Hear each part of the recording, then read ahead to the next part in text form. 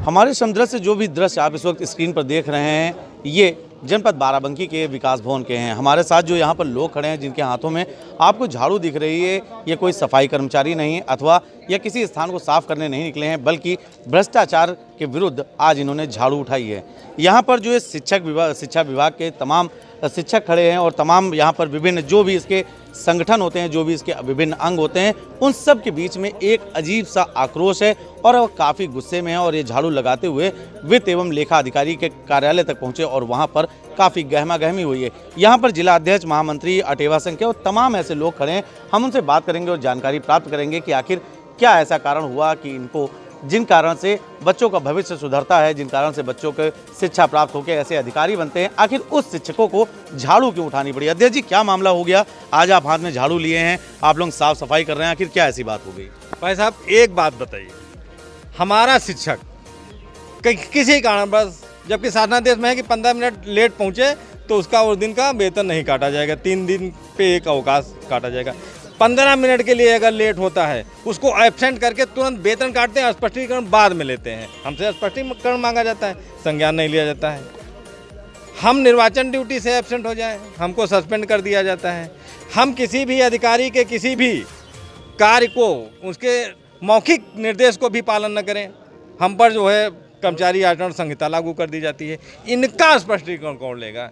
इनके लिए किस संबंध में स्पष्टीकरण? क्या समस्या क्या है? समस्या है, कहीं भी हम किसी भी, हम कहीं पे अनुपस्थित हो गए, 15 मिनट के लिए हम अनुपस्थित हो गए, हमारी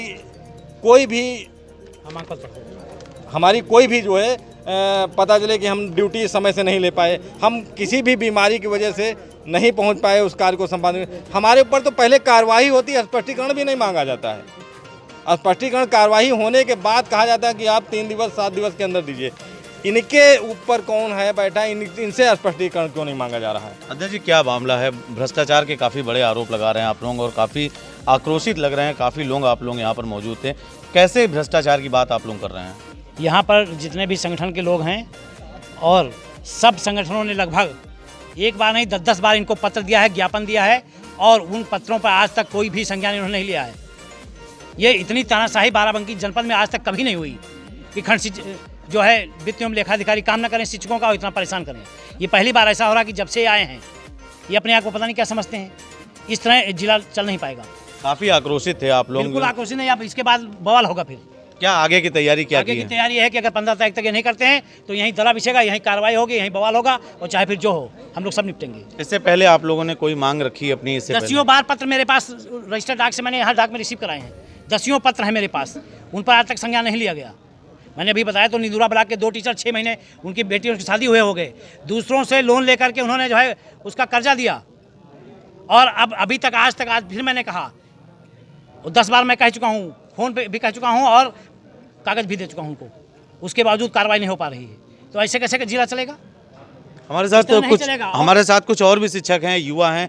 क्या समस्या अतुल जी आ रही है? आप तो युवा वर्ग से आ रहे हैं और खासकर समस्याएं हम लोग की ये है कि जैसे हम लोग मतलब बहुत से ऐसे शिक्षक हैं जिन्होंने होम लोन लेके रखा है और भी बहुत से खर्चे हैं। आज 7 तारीख हो गई और हम लोग को आज तक वेतन नहीं मिला, और 18 तारीख को होली है और इन्होंने अभी 15 तारीख को कहा है, और कभी सर्वर डाउन हो जाए, कहीं बहाने बना के, और बहुत से ऐसे वेतन फंसे हुए हैं जिसमें ये बिना पैसे के कोई वेतन निकालते ही नहीं, जिसमें इन्होंने अपना फिक्स करके रखा है। इनके बाबू डायरेक्ट उसको शिक्षक को फ़ोन करके बुलाते हैं मिलने के लिए। मिलने का मतलब यही है कि आप पैसा दीजिए तभी आपका काम होगा, अन्यथा कोई काम नहीं होगा। आप चाहे यहाँ से सीढ़ियों पे चढ़ते चढ़ते थक जाएं, कोई काम नहीं होगा, आप महीनों भर दौड़ते रहें। इसलिए अध्यक्ष जी, भ्रष्टाचार का एक बहुत बड़ा आरोप आ रहा है और एक सरकारी अधिकारी पर, क्या लगता है कि क्या आपके पास, आपके संगठन के पास ऐसे कुछ पर्याप्त सबूत, पर्याप्त साक्ष्य ऐसे उपस्थित हैं? जी, मेरे पास सबूत हैं, सबूतों के आधार पे ही मैं बात करता हूँ। पूरे मामले को लेकर वित्त एवं लेखा अधिकारी शिक्षा विभाग डॉक्टर DK सिंह ने भी अपना पक्ष प्रस्तुत किया। आइए डालते हैं इस पर एक नजर। तो इनकम टैक्स की 100% रिस्पॉन्सिबिलिटी वित्त एवं लेखा अधिकारी की है, किसकी कटौती कितनी करनी है। अगर उससे कम होती तो रिस्पॉन्सिबिलिटी हमारी फिक्स होगी कि इनकी टैक्स कटौती कम क्यों की गई।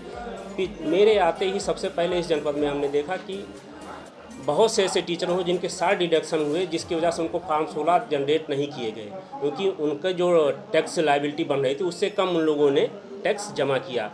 उन सबसे दोबारा पैसा जमा करा के फॉर्म 16 जनरेट किए गए और वो व्यवस्था अभी तक जारी की जाती रहेगी, जबकि फाइनेंशियल ईयर कब खत्म हो गया, 31 मार्च 2021 को। एरियल डिसबर्सिंग के लिए किस स्तर से मॉनिटरिंग की जा रही है? एरियल पेंडिंग है क्या, इसकी जानकारी आपके स्टाफ आपको उपलब्ध करा रहा है?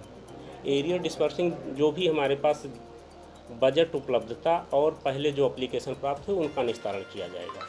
विचारणीय बात तो यह है कि शिक्षक संघ के नेता यह बिल्कुल मानने को तैयार नहीं है कि उनके ज्ञापन देने के बाद भी उनकी समस्या का निस्तारण हो सकेगा। यही नहीं, जिला अध्यक्ष ने लगाए गए आरोपों के संबंध में अपना तथ्य भी प्रस्तुत किया।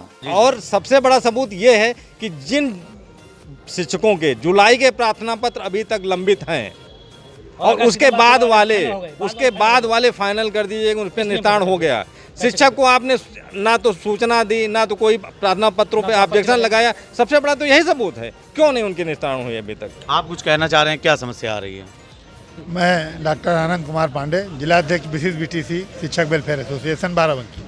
मेरा ये कहना है कि जब से ये महोदय यहाँ पे पदस्थापित हुए हैं, इनके आने के बाद से लगातार शिक्षकों की समस्याएं लंबित होती जा रही, एक पूरी सीरीज बनती चली जा रही। जो बाद में आए, फर्स्ट आओ फर्स्ट पाओ, जो आओ जो इनका ईगो संतुष्ट कर सके उसका काम हो जाता है, बाकी किसी का काम नहीं होता। हम संगठन के जिला अध्यक्ष हैं, हमारी भी जिम्मेदारी है, हम भी किसी के प्रति जिम्मेदार हैं। हमसे भी लोग क्वेश्चन करते हैं कि अध्यक्ष जी मैंने ये पत्र दिया, अध्यक्ष जी मेरी ये समस्या थी, अध्यक्ष जी मेरी ये समस्या थी, ये रजिस्टर डाक से मैंने भेजा।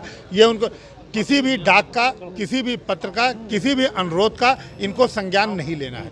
और तो और अपने चैम्बर में पूरी तरह से पुलिसिया रोब दोब के साथ साहब हम लोग के सामने पेश आते हैं।